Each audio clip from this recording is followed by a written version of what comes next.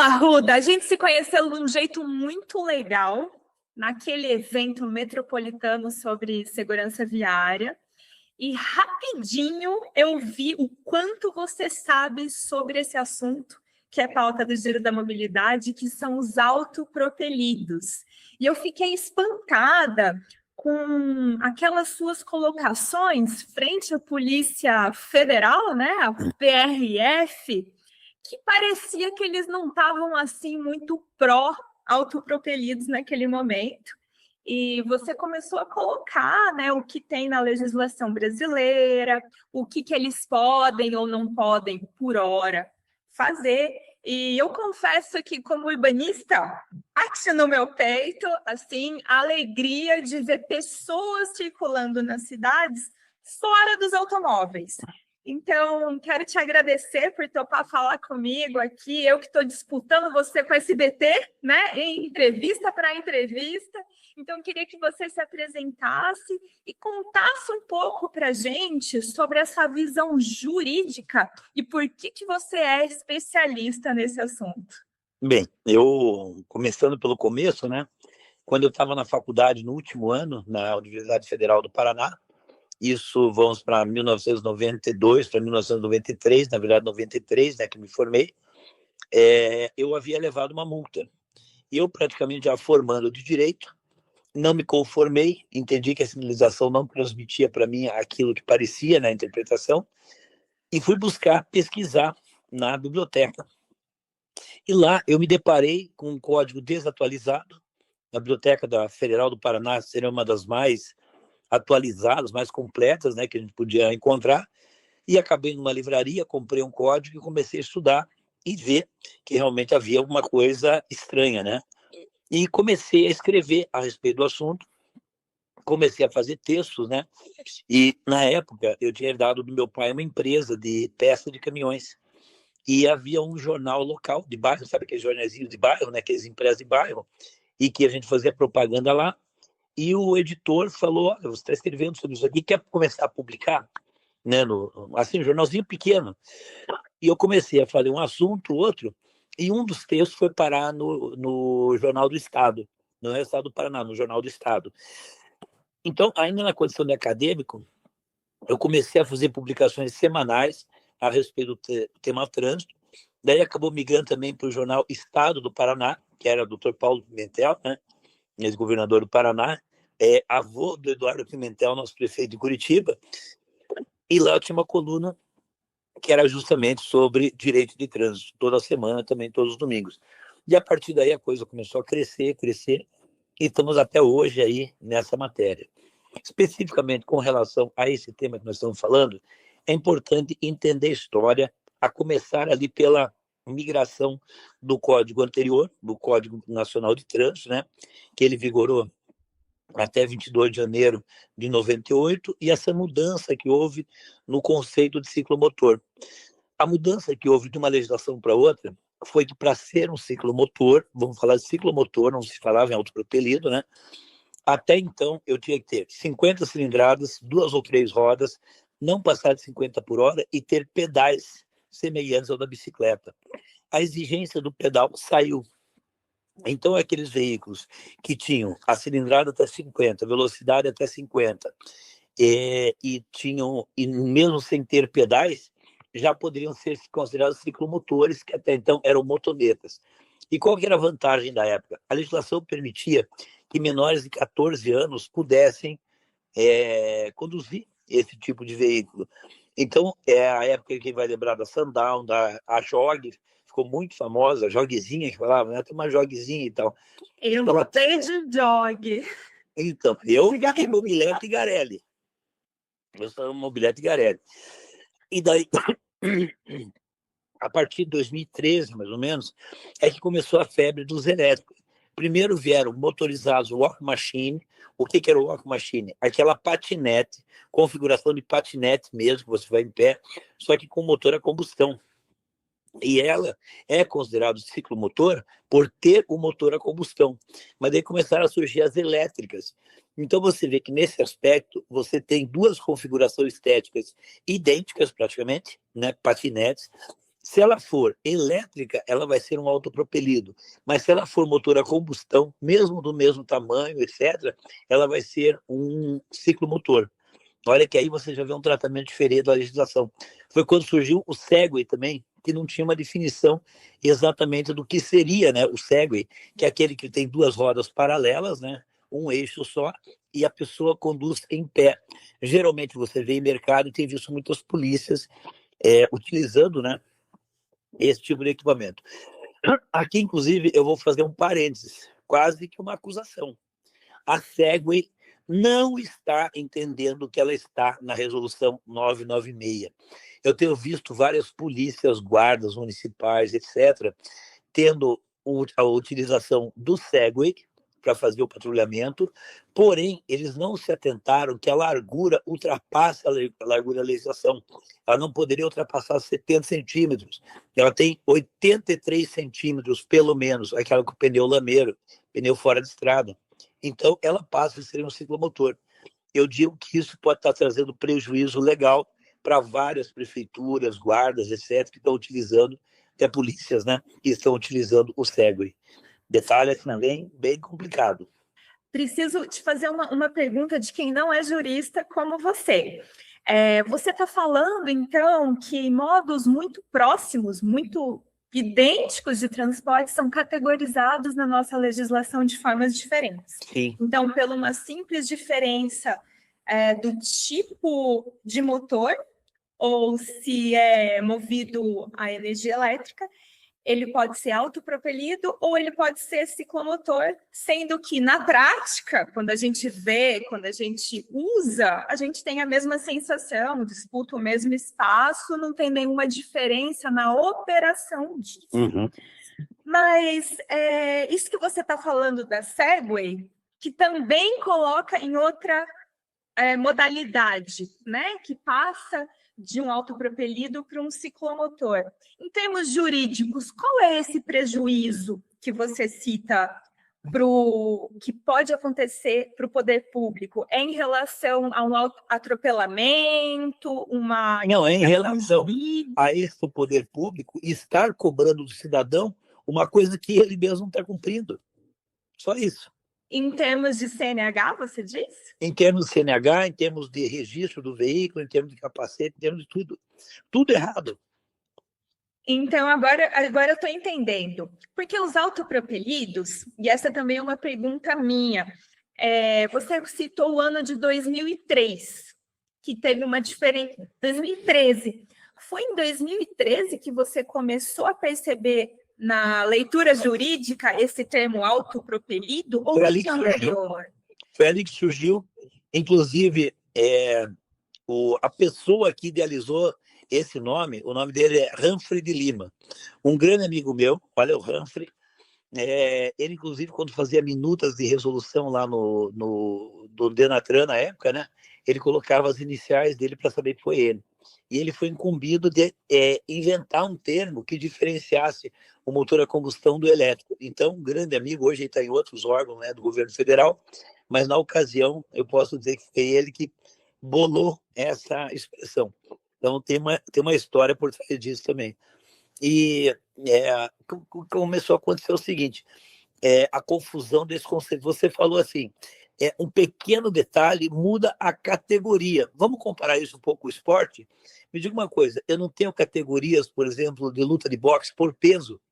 E muitas vezes eu não preciso que o lutador ele fique numa sauna a tarde inteira, não tome água, não coma nada, aí leva ele no quiropraxista para ficar mais alto, alguns centímetros, aí tem que pesar de manhã por causa de 1 grama, 10 gramas. Eu não tenho que fazer isso? E aparentemente parece a mesma pessoa. Se for uma categoria que envolva idade, eu não tenho que saber que idade que a pessoa vai ter naquele ano de competição. Por exemplo, se for uma competição como o triatlo de 5 em 5 anos, 40, 44, 55, 59. Então, aqui também muda tudo. Muda com quem eu vou competir. Eu vou estar competindo com uma pessoa de entrada de idade, com aquela que já está saindo da categoria, com 5 anos de diferença. Então, esse comparativo ilustra, né? No caso, por exemplo, você diferenciar o que é um autopropelido no ciclomotor, basta você saber o seguinte: para ser um autopropelido, a dimensão, largura, não pode ser superior a 70 centímetros, que geralmente é o guidão. Não, e no caso do Segway, é o eixo onde fica apoiado a pessoa que está operando. Olha que detalhe, o guidão até é estreito, mas a base é larga. Então aí ele já furou. O entre-eixos. Ah, mas o Segway não tem entre-eixos, só tem um eixo. Não, se não tem, não tem problema. Pode ser até uma roda só, um monociclo. Mas, tendo eixos, dois eixos, o entre-eixos, o que é entre-eixos? É o centro da roda dianteira ao centro da roda traseira. Ele não pode ser superior a 1,30 m. Essa foi uma das mudanças que ocorreu a partir de 2023, porque até então era a dimensão total, a extremidade, que não podia ser maior que 1,30 m. Então, eu teria que conseguir colocar um autopropelido numa caixa retangular de 70 por 1,30 m, e ela tinha que entrar inteira, pelas extremidades. A partir do momento que o critério foi de entre-eixos, eu posso ter uma roda maior, um aro maior, um paralama que se estende mais, né? Então, eu vou dizer que ela cresceu, ela pode ter crescido pelo menos uns 40 centímetros a mais. Vamos considerar o diâmetro ou o raio da roda, vamos colocar aí quase 20 centímetros para cada lado, para a dianteira e para a traseira. Só aí eu já aumentei o objeto em pelo menos uns 40 centímetros, 20 para trás e 20 para frente, para ter a mesma classificação. A velocidade não poderia ultrapassar 32 por hora, que são 20 milhas. A potência não mais que 1.000 watts, né? E a velocidade, como eu falei, não mais 32 por hora. Passando desses limites, ou mais que 1,30 de entre eixos, entre 32 e 50 por hora de velocidade, entre 1.000 e 4.000 quilowatts, 1.000 e 4.000 watts, né? Ou seja, 1.000 watts a 4 quilowatts, eu teria o ciclomotor. Passando esses limites, eu já vou passar para motocicleta ou para motoneta. Muitas especificações, né, Marcelo? Eu queria te perguntar, na sua visão, todas essas categorias que parecem até besteira, né? Porque que de repente 1 centímetro a mais faz mudar de categoria, ou se é elétrico ou não é elétrico. Eu queria muito saber, na sua opinião, se deveria ter uma régua geral, uma categoria geral, ou se a gente poderia recategorizar isso, porque você falou algo muito interessante em relação a Curitiba. Curitiba é uma cidade que está sempre na vanguarda de várias coisas e poucas pessoas ou poucas áreas comentam isso. E, inclusive, você trouxe que conhece a pessoa que criou essa palavra autopropelido, né, na legislação. É um curitibano? Não, ele é de Brasília. Ele é de Brasília. E na ocasião ele estava no Denatran, atual Senatran. Entendi.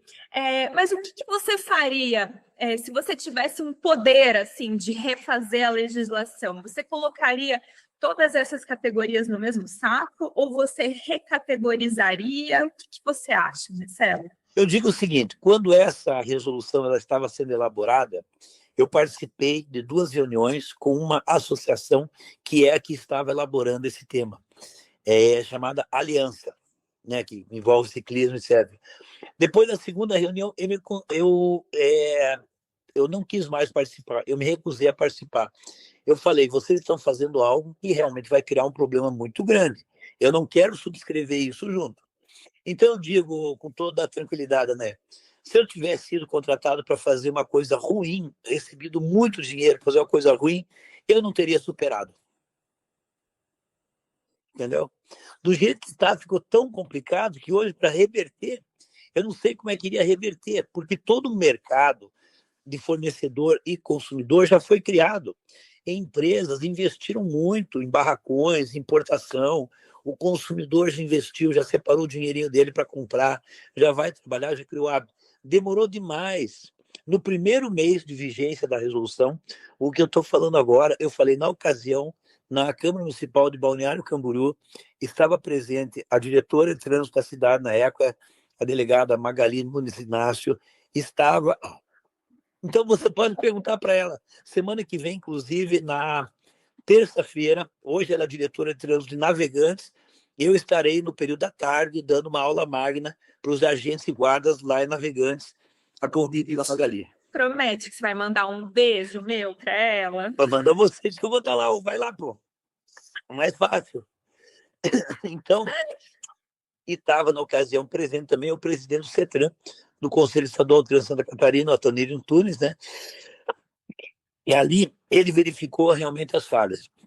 Então, o que a gente está falando hoje de problemas, não tendo bola de cristal, não sendo vidente, nem visionário, visionário talvez, mas não vidente, eu falei exatamente isso um mês depois da resolução sair. Passaram-se 3 anos. Então, como que você vai mudar agora uma coisa que já foi plantada, semeada, feita de um determinado jeito, as pessoas confiando na legislação? Me diga uma coisa, um empresário, para ele investir, para ele buscar fora do país produtos, para investir aqui no Brasil, recolher impostos, contratar funcionários, ele tem que confiar na legislação, na segurança jurídica.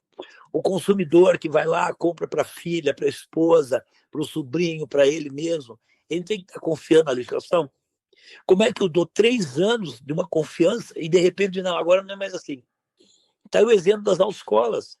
Você teve toda a exigência, espaço físico, ano de fabricação do veículo, fiscalização, o simulador, que foi uma guerra na ocasião, na época, né? De repente, a autoescola investiu em tudo isso, carga horária, preparo dos seus instrutores, e de repente agora não precisa mais nada, pode jogar o simulador fora, pode ir embora. Isso é uma crítica Brasil, né? A gente costuma ver grandes mudanças, inclusive do Poder Federal, que acaba com negócios sem nem preparar esses negócios para um final. Então, é muito difícil ser investidor nesse país, né, Marcelo? Mas olha, tem uma mudança de 2013 para cá, ou um acréscimo de preocupação em relação à questão de sustentabilidade. E a gente tem visto tentativas de favorecer os modos elétricos nas cidades. Na sua visão, será que os autopropelidos foram pensados para terem vantagens frente aos motores a combustão, na questão de não precisar de CNH, não pagar IPVA, não precisar ser emplacado? Ou você acha que não? E se não, você acha que eles deveriam ser mais incentivados pelo fato de serem elétricos? Veja, o veículo elétrico não é novidade aqui no Brasil, né? Não é novidade nenhuma. A gente tá aí, o Gurgel, né? Foi um grande precursor, né? O BR-800. Então, 1980, né? exatamente, década de 80, nós tivemos aí a própria Itaipu com veículos da Fiat, né? Isso foi na década de 90, inclusive era aquela picapezinha, a caminhonetinha da Fiat, esqueci que era do Palio, né? Também elétrico, nós tivemos várias experiências. E nunca vingou, o petróleo sempre prevaleceu. Então, eu vejo que hoje, assim, eu não estou falando da micromobilidade. A micromobilidade, eu acho que realmente ela tende a expandir porque é um deslocamento pequeno, o consumo de energia é extremamente baixo, você consegue fazer uma recarga numa tomada comum, você não cria várias situações de deslocamento longo. Então, existe uma pergunta até um pouco, como se diz, um pouco jocosa, né? Que é aquela uma. Se eu perguntar para você, Danaê, quanto é para abastecer teu carro a combustão e teu carro elétrico? Sabe como é que eu respondo? 5 minutos. Então, se você tiver que abastecer o teu carro a combustão numa viagem, sabe quanto que é? 5 minutos. Se você tiver que abastecer teu carro elétrico, depois de aguardar na fila 2, 3 horas, é mais 2, 3 horas. Entendeu? A conta que você hoje tem que fazer, você não consegue fazer uma viagem no veículo elétrico, não híbrido, né, mas elétrico, automóvel, por exemplo, sem você ter uma programação. Onde eu vou poder parar, eu já tenho que programar um almoço pelo menos 1 hora em algum lugar, etc. Se eu tiver um carro de alta performance, vou dizer um Porsche, por exemplo, eu vou ter que andar com ele a 120. Não que eu estimule, eu queira que as pessoas andem a 200, mas se eu for subir a velocidade de um carro que eu comprei justamente pela performance, eu não chego na metade da viagem. Então, existe esse problema. Outra coisa, se ele para na rodovia, que eu vou fazer? O carro a combustão, eu posso levar uma multa de falta de combustível. Olha que interessante, o carro a combustão pode levar multa de falta de combustível. Você sabia que o carro elétrico não pode? Eu não sabia. Por quê? Me diga uma coisa, qual que é a origem, a gênese da palavra combustão? Não é combustere, fogo. Então, no carro elétrico, eu não tenho combustão, portanto, eu não uso combustível. A lei fala falta de combustível e não energia. Portanto, eu não me enquadro na infração de falta de combustível com carro elétrico. Já tem projeto até, e num debate que houve a respeito do PL, que estaria discutindo o acréscimo, né, a expressão energia, tem uma pessoa que falou, não, mas não tem tanto problema assim com o carro elétrico. Não tem. O carro a combustão, se ele ficar sem combustível, sabe qual que é a solução? Primeiro, você vai até um postinho de combustível e pega um galãozinho de 2, 3 litros e leva até lá. Segunda opção, você amarra atrás de um outro carro, ainda que seja um cabo flexível, que não é legal, não é um cambão, né? Que não é flexível, mas você dá um jeito de empurrar. Ou você pega 2, 3 amigos, ou que esteja na rua, e empurra. O carro elétrico não dá para fazer isso. Se você for colocar numa plataforma, você não pode empurrar a roda dele, que você vai quebrar o motor e as baterias. Você tem que colocar um skate embaixo da roda para o carro ser arrastado em cima desse skate e subir numa plataforma. Sabia disso? E ele vai travar todo, você não entra no carro. Só isso. Você não tira do lugar. Então, é um problema. É um problema, sim, é um problema. Então, há muito. E outra coisa, vamos pensar na questão comercial. Me diga uma coisa, o teu celular, há quanto tempo você o tem? O teu, Danae? Deve ser uns 2 anos. Ainda é novo, né? Mas ele hoje, comparado com o que você o comprou, quanto que ele vale? Quase nada. A bateria deve ser mais cara, né? É. Deve trocar a bateria. Você continua vendo na rua Monza sendo vendido? Monza, Santana. Continua vendo Fusca Santana? ontem, aham. Você continua vendo Uno? Um Uno. Bastante, né? Você continua vendo o que mais? Aí vão modernizar. Chevette, você continua vendo. Continua vendo. Eles continuam tendo mercado? Continuam tendo mercado. Eu quero saber o que você vai fazer com carro elétrico, porque diz, ele já se pagou, só no que eu economizei. Mas tá bom, aí você usou tudo, porque não passa de bateria e casca. Concorda? O teu celular, o que ele é? Bateria e casca. Só isso, chip ali, etc. Não tem mais nada. Então, o que eu tenho? Uma casca com bateria. Se estragar a bateria, já foi o carro. E quem que vai comprar esse carro seminovo ou usado? Se ele não vai andar, né? Se a bateria é mais cara do que a casca. Exatamente. Então, veja, tem exemplo de um amigo meu, o pai dele comprou um carro, uma BMW de 600 mil reais, teve uma pequena colisão, a concessionária teve muito trabalho para reparar, ficou 2 anos reparando o carro por falta de peça, estragou a estrutura do veículo na hora que foi mexer nele. Traduzindo, no final das contas, esse carro, depois de 2 anos, valia 250. Um carro de 600, em 2 anos, não valia 250. E ainda tinha que agradecer se alguém quisesse comprar. E aí? Eu nunca achei que carro fosse um negócio. Mas no que você está trazendo, Marcelo, os autopropelidos ou a micromobilidade seria uma forma de não ter esse desgaste financeiro com o carro elétrico. Se é para a gente mudar de energia, né? Se a gente for mudar de combustão para energia, parece que um autopropelido não traz esse infortúnio aí de desvalorização, tá errado?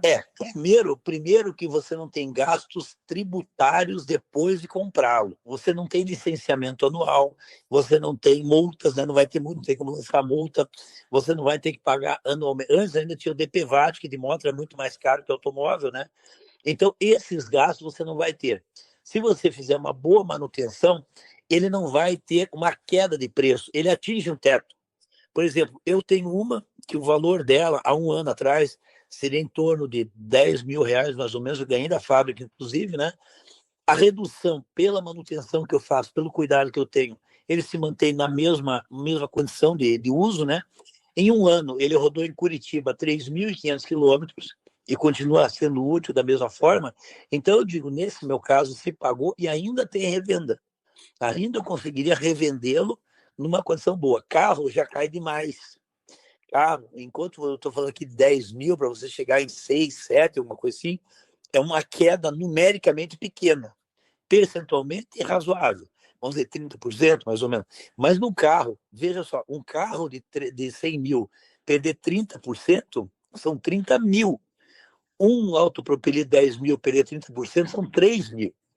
Considerando que você não teve as manutenções e o combustível, né, de posto de gasolina para colocar. E eu achei um barato a motinho que você usa para ir na academia, que dá para deixar ali dentro. Dá para deixar ali dentro, você não tem estacionamento, você não tem falta de vaga de estacionamento. Então, sabe, é um facilitador muito grande. E outra, economia de tempo. Porque hoje o tempo também. Preciso ir em tal lugar, em tal região da cidade. Esse local, apesar de não ser tão distante, vamos dizer 5 quilômetros, no horário de rush, além da meia hora que eu vou levar para enfrentar o trânsito, Curitiba está cheia de obras de cidade, né? Um engarrafamento que existe, isso quando tem jogo de futebol, e piorou tudo ainda, você chega no destino, não tem onde estacionar. Se você tem um meio de locomoção, que é aquilo que você faria em 30, 40 minutos, e mais o tempo que se você não achar vaga, você tem que dar uma volta na quadra, se você conseguir fazer em 10, a tua economia já foi muito grande em tempo. Não vamos pensar só em dinheiro, só energia ou só combustível. O tempo economizado também te resta mais tempo para outras coisas. Com certeza. Marcelo, e você citou que, por enquanto, nós não temos multas para os usuários dos modos autopropelidos. Queria saber se você percebe uma movimentação pró-multa, se você tem alguma expectativa de que isso seja colocado no CONTRAN e que a gente comece a ter algum tipo de penalidade, porque assim. O que eu vejo das legislações sobre os autopropelidos são sempre em bolhas municipais. E os municípios estão tratando esse tema de formas muito diferentes. O que se percebe é que os municípios colocam, inclusive, uma faixa etária diferente. Alguns municípios você só pode dirigir um autopropelido com 18 anos, mesmo um patinete. Outros municípios colocam 14 anos. Então, não existe um padrão para quem pode e quem não pode. E as velocidades também variam. O que eu percebi que existe um consenso é para os municípios que deixam o patinete circular em calçada, é usar o limite de 6 por hora na calçada. Mas me intriga que outros municípios não deixam o patinete andar na calçada. Então, queria saber a sua opinião sobre essa questão das multas e sobre essas diferenças que os municípios estão usando. Primeiro, em relação à multa. Você sabia que a multa de pedestre e ciclista é prevista desde 66 no Código anterior? Mas nunca foi tirada do... Pelo contrário, todas as vezes que o CONTRAN se propôs a regulamentar a aplicação de multa em pedestre e ciclista, eu sempre fiz uma aposta. Falei, eu dou as rodas do carro, senão o carro inteiro se conseguir. Nunca perdi o carro. Porque não tem como, não tem como, entendeu? Se você não tem um registro nacional, uma placa nacional, nem a bicicleta não adianta você emplacar, você não vai ter como cobrar multa. O sistema punitivo previsto no Código de Trânsito, ele prevê um registro para você lançar um débito, sob pena do qual você não consegue licenciar.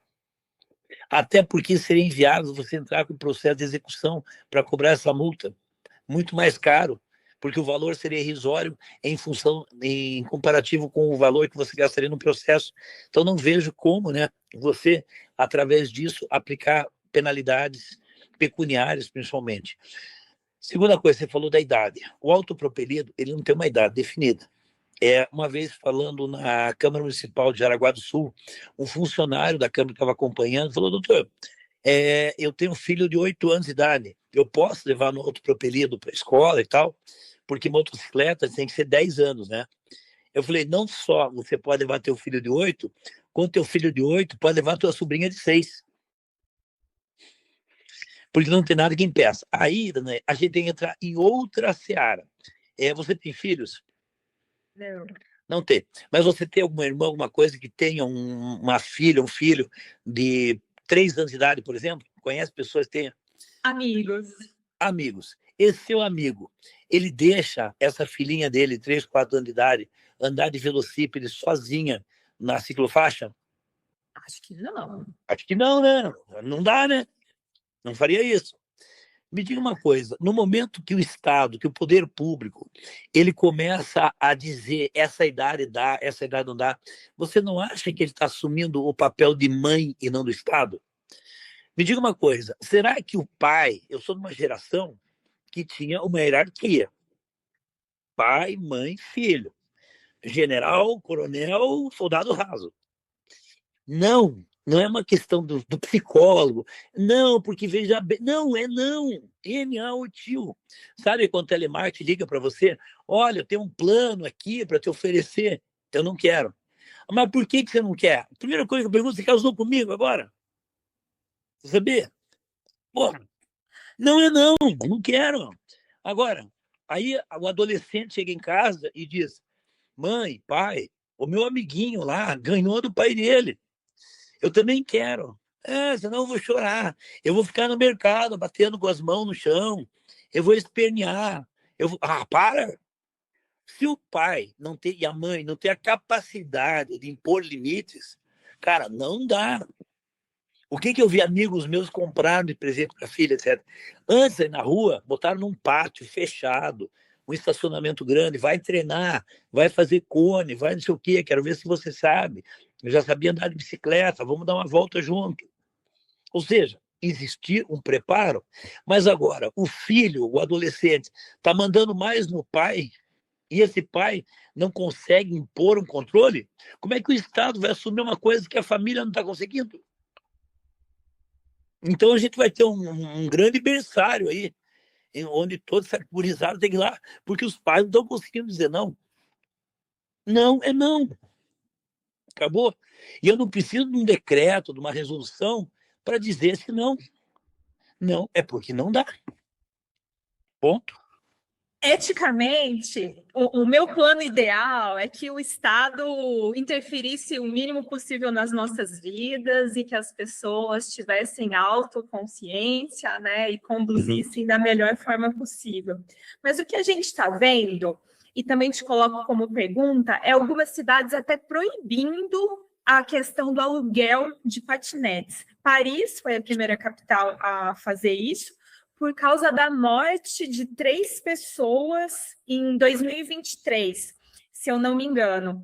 Eu acho interessante ver essa preocupação com a segurança viária no Brasil, porque é uma carnificina do tanto de gente que morre todos os dias no nosso trânsito.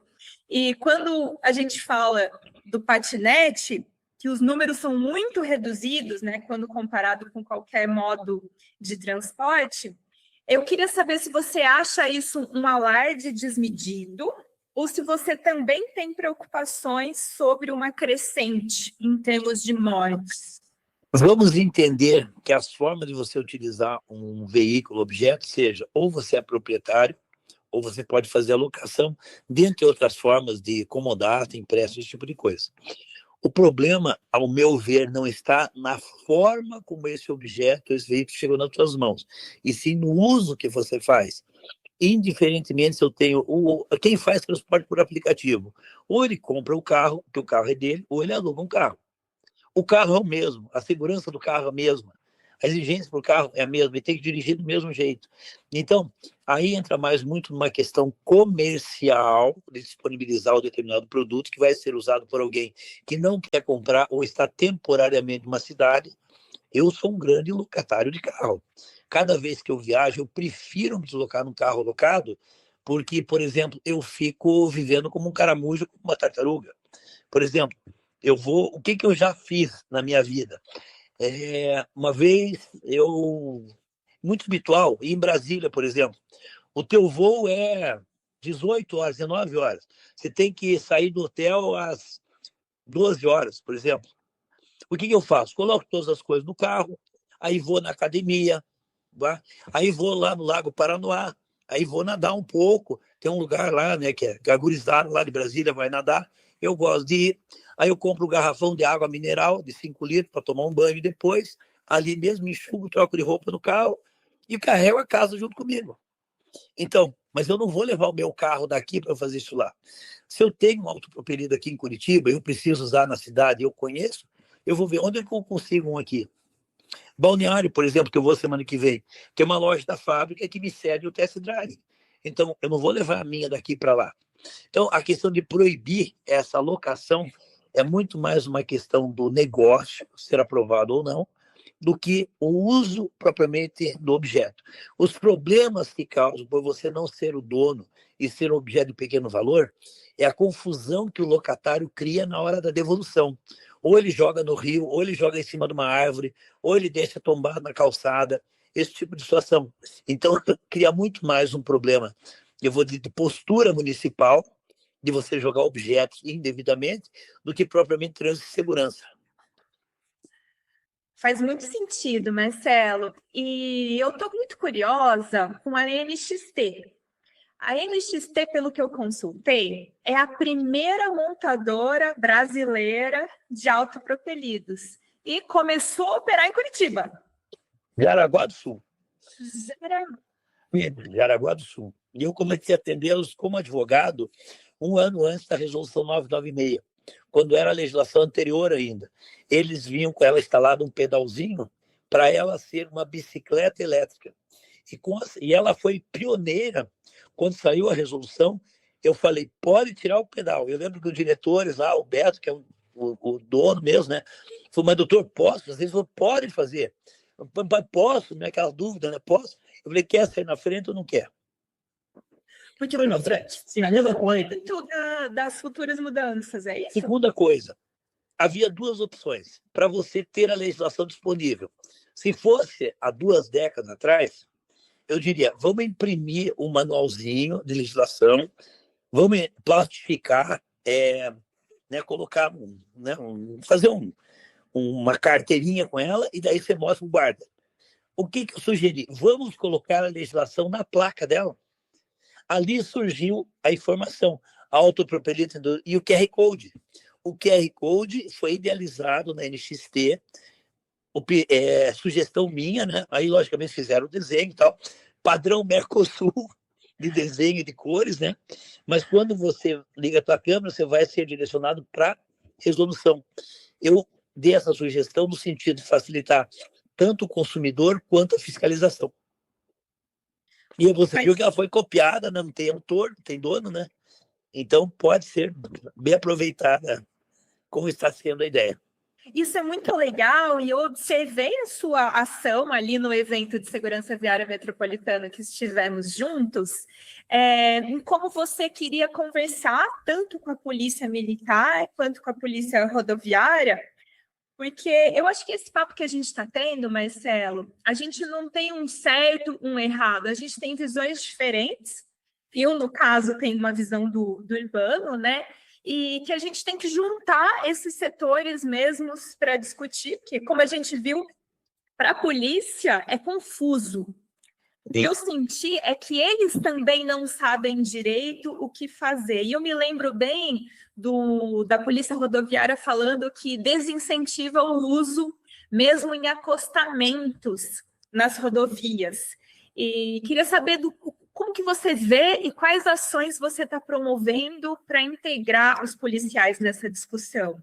Com relação a esse assunto, você vê que no próprio evento de bate-pronto, eu fiz uma observação que não havia nada que proibisse em rodovia expressamente, pelo contrário, o artigo 11 da Resolução 996 fala do tratamento semelhante da bicicleta para essa finalidade. Se a bicicleta vai pela ciclovia, ciclofaixa ou acostamento, eu entendo que no acostamento não haveria irregularidade, e você viu que ninguém contestou. Na sequência, o capitão Franceschetti, comandante do Cotamotran, né, que é a polícia de motocicleta aqui de Curitiba, junto com o BPTran, você lembra que ele veio conversar comigo e me convidou para fazer uma exposição para os comandados dele. Do convite dele, que foi dia 27/4, mês passado, aí eu estendi para a Polícia Rodoviária Estadual. Então, acabamos tendo pelo menos 15 a 20 policiais do Cotamotran e do BPTran, mais 15 da Polícia Rodoviária Estadual, mais 3 agentes e 3 guardas municipais de Curitiba, entre outras pessoas, né, que foram participar desse evento. Então, havia mais de 50 pessoas, onde a gente pôde fazer a leitura da resolução, cada letra, cada frase, cada palavra, e também levamos os autopropelidos para que eles conhecessem a parte técnica, a bateria, se ela é de lítio, se pega fogo, se é de grafeno, para fazer um test drive, ver como é que é a mobilidade. Ou seja, várias informações foram passadas, né, para aquele grupo, né, que puxou a fila. Eu fiquei até interessada nessa questão do fogo, porque a gente ouve falar de alguns veículos, principalmente na Europa, né, que pegam fogo pela questão de terem bateria lítio. Isso é uma realidade dos autopropelidos aqui no Brasil, Marcelo? Elas já estão evoluindo muito. Por exemplo, essas da NXT, elas são de grafeno. Então já não haveria mais esse tipo de preocupação. Logicamente, qualquer equipamento elétrico, eletrônico, mas no caso elétrico, seja um micro-ondas, seja um airfry, seja um celular, você tem problemas, logicamente, e riscos. Porém, esses riscos, no caso do autopropelido, foram muito minimizados, para não dizer neutralizados totalmente, né? Através da mudança do produto, né? Utilizado para a energia da bateria. Perfeito. Marcelo, e para a gente encerrar aqui nosso bate-papo, que é um assunto que eu adoro, como que você vê o cenário futuro? Você está vendo que existe uma curva ascendente na questão de venda dos autopropelidos, no uso? Ou você acha que a gente vai chegar num patamar, vai ter uma proporção, como a gente fala do percentual modal, né, nas cidades, que chega uma hora que quem usa ônibus, quem vai a pé mesmo, isso atinge um patamar. Como que você vê isso no futuro? Com tendência, eu concordo contigo, pode haver até um declínio com o decorrer do tempo, né? É, o que vai falar muito é a revenda. Ou seja, o que vai acontecer com a revenda? O que dita o mercado, e aí tem aquele vendedor de carro Tecar, ele fala muita propriedade sobre comércio de veículos. E uma das coisas que eu prestei muita atenção que ele falou, o que dita o mercado não é o novo, é o seminovo e o usado. Então, se você tem um produto que o seminovo e o usado continuam tendo mercado, a tendência é que não caia e vá aumentando. Agora, se aquele objeto ele não tem uma revenda, não tem um segundo, um terceiro dono, aí pode ditar muito qual seria o futuro. Senão você pode ter um sucateamento também. Faz todo sentido. Exato. O que manda no mercado de determinado produto é a revenda dele, ou a durabilidade que ele vai ter nas suas mãos. Mas, sabe, você teria algum exemplo de cidade brasileira para compartilhar com a gente que faz algo que você julga mais adequado em relação aos autopropelidos? Ou o exemplo oposto, uma cidade que não está fazendo nada de bom com os autopropelidos? Eu vou dizer uma que não é que não está fazendo nada de bom, é que está cometendo assim, uma atrocidade, um desconhecimento, uma ignorância. Prefeitura do Rio de Janeiro, querer que o Detran emplaque autopropelido sem combinar com os russos. Ou seja, ele fez uma norma. Você vai lembrar que no evento aqui de Curitiba, eu comparei a atitude do prefeito do Rio com esse decreto, como se o nosso prefeito de Curitiba, Eduardo Pimentel, mandasse emplacar o Detran capivara do parque.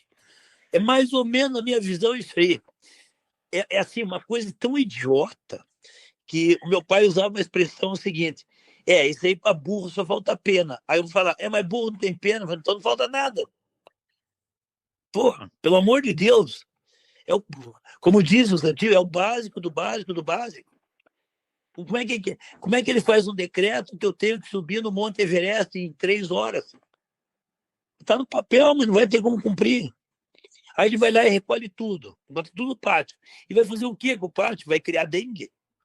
Aí vai fazer o quê? Vai leiloar? Mas vai leiloar para quem? Para o próprio dono? Se tem proprietário com nota fiscal? Para do céu. O prefeito não precisa ser inteligente, ele tem que se cercar de pessoas inteligentes. Ele só tem que se preocupar em ser votado. Faz muito sentido. Marcelo, você tem contribuído nas discussões do CONTRAN, nessas resoluções, ou por hora não? Veja, eu sempre fui muito preocupado em me empenhar em querer um resultado positivo. E quando a gente vê que as tuas opiniões, elas às vezes chocam, você percebeu como é que é meu estilo, né? Eu hoje digo o seguinte: façam o que quiser, que eu depois vou interpretar do jeito que eu entender que devo. Fique à vontade. Eu não vou participar de uma resolução que nem escrever entre eixos com hífen, o pessoal sabe. Aí vão achar que eu também não conheço gramática portuguesa. E enquanto toda essa discussão acontece, você continua usando os seus autopropelidos, né, Marcelo? Para a gente encerrar, conta para a gente a sua visão de futuro, Brasil, sobre os autopropelidos. Eu te contei a história desde 97, né, quando mudou o código, depois a outra guinada que houve em 2013, uma outra mudança grande em 2015, que os ciclomotores, mesmo a combustão, eram emplacados pelos municípios, que nunca se conseguiu fazer, e passaram a ser do Estado, foi outra mudança que houve, e agora nós estamos, a partir de 2023, nessa outra toada, que pode ser que alguma legislação nacional mude. Então, não há uma certeza, uma previsibilidade em relação à eventual mudança de legislação, como que seria tratada. Existe um movimento muito grande para conter os problemas gerados, que eram, como eu falei, previsíveis. A parte boa está ótima, está excelente, mas a parte ruim está criando um movimento de segurar um pouco a onda. Entendi. Nossa, fantástico, Marcelo. Muito obrigada. Satisfação toda minha, Dana, e fico aí à disposição para outros, não só esse assunto, mas outros que achar interessante de trânsito.